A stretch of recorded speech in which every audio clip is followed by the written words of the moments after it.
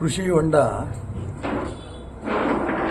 ಅದನ್ನು ಅಭಿವೃದ್ಧಿಪಡಿಸುವಂಥ ಒಂದು ವಿಶೇಷ ಯೋಜನೆ ಹಿಂದೆ ಇತ್ತು. ನಿಜಕ್ಕೂ ಅದು ರೈತರಿಗೆ ತುಂಬ ಅನುಕೂಲ ಆಗ್ತಾಯಿತ್ತು. ಆದರೆ ಆ ಅನುಕೂಲಗಳಿಗಿಂತಲೂ ಜಾತಿ ಹೆಚ್ಚು ದುರುಪಯೋಗನೂ ಅದರಿಂದ ಆಯಿತು.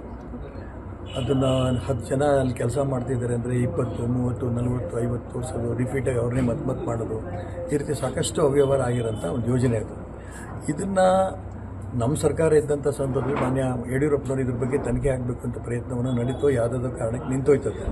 ನಾನು ಈಗಲೂ ಒತ್ತಾಯ ಮಾಡ್ತೀನಿ ಮಾನ್ಯ ಮುಖ್ಯಮಂತ್ರಿ ಮಾನ್ಯ ಸಿದ್ದರಾಮಯ್ಯನವರಿಗೆ, ಈ ಕೃಷಿ ಹೊಂಡ ಯೋಜನೆ ನಿಜಕ್ಕೂ ರೈತರಿಗೆ ಅನುಕೂಲ ಆಗುತ್ತೆ, ದುರುಪಯೋಗ ಆಗೋ ದಿಕ್ಕಲ್ಲಿ ಅದನ್ನು ನಿಲ್ಲಿಸಬೇಕು ಮೊದಲನೇದು. ಎರಡನೇದು, ಏನೇನು ಅವ್ಯವಹಾರ ಆಗಿದೆ ಅದ್ರ ಬಗ್ಗೆ ಒಳ್ಳೆ ತನಿಖೆಯನ್ನು ಕೂಡ ಆಗಬೇಕು. ಅಂದರೆ ಅಧಿಕಾರಿಗಳಿಗೆ ಅದ್ರ ಬಗ್ಗೆ ಮಾಹಿತಿ ಇರಲ್ಲ. ಯಾವುದೇ ಒಂದು ಇದು ಸರ್ಕಾರದ ಯೋಜನೆಗಳು ಅಂದರೆ ಅದಕ್ಕೆ ದಾಖಲಾತಿಗಳೇ ಅಧಿಕಾರಿಗಳ ಹತ್ರ ಇಲ್ಲ ಸರ್. ಇಲ್ಲ ಹಾಗೇನಿಲ್ಲ, ಅಧಿಕಾರಿಗಳ ಹತ್ರ ಇರುತ್ತೆ.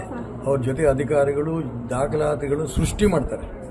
10 ಜನ ಕೆಲಸ ಮಾಡಿದರೆ 50 ಜನ ತೋರಿಸ್ತಾರೆ.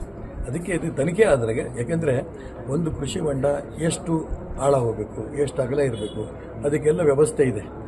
ಅಷ್ಟು ಆಳ ಅಗಲಕ್ಕೆ ಕೃಷಿ ಹೊಂಡ ಆಗಬೇಕಾದ್ರೆ ಎಷ್ಟು ಕೂಲಿ ಆಳಬೇಕು ಅನ್ನೋದನ್ನು ಕೂಡ ಮೆಜರ್ಮೆಂಟ್ ಸಿಗುತ್ತೆ. ಅಷ್ಟೇ ಖರ್ಚಾಗಿದೆಯಾ, ಅದಕ್ಕೆ ಜಾಸ್ತಿ ಖರ್ಚು ಮಾಡಿದಾರ, ತನಿಖೆ ಮುಖಾಂತರ ಬರುತ್ತೆ, ತನಿಖೆ ಮಾಡಲಿ ಅವರು. ಅಂದರೆ ಸರ್, ಒಂದು ಕೃಷಿ ಹೊಂಡನ ತೋರಿಸ್ಬಿಟ್ಟು ಈಗ ಫಲಾನುಭವಿಗಳು ಈಗ ಎಷ್ಟು ಕೃಷಿ ಹೊಂಡಗಳು ತಗೊಂಡಿದ್ದಾರೆ ಅನ್ನೋದು ಬರುತ್ತೆ. ಒಂದು ಜಮೀನಲ್ಲಿ ಒಬ್ಬ ಮಾಲೀಕರಾಗಿದ್ರೆ ಅವರಿಗೆ ಒಂದು ಹೊಂಡ ಅಂತ ಇರುತ್ತೆ.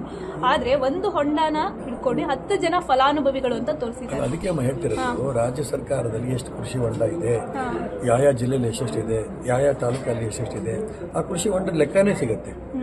ಒಂದು ಕೃಷಿ ಹೊಂಡನ 10 ಜನ ತೋರ್ಸಕ್ಕೆ ಬರಲ್ಲ.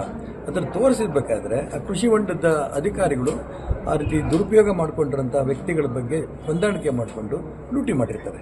ಇದ್ರ ಬಗ್ಗೆ ತನಿಖೆ ಮಾಡಬೇಕು ಅಂತ ರಾಜ್ಯ ಸರ್ಕಾರಕ್ಕೆ ಒತ್ತಾಯ ಮಾಡ್ತಾರೆ. Thank you.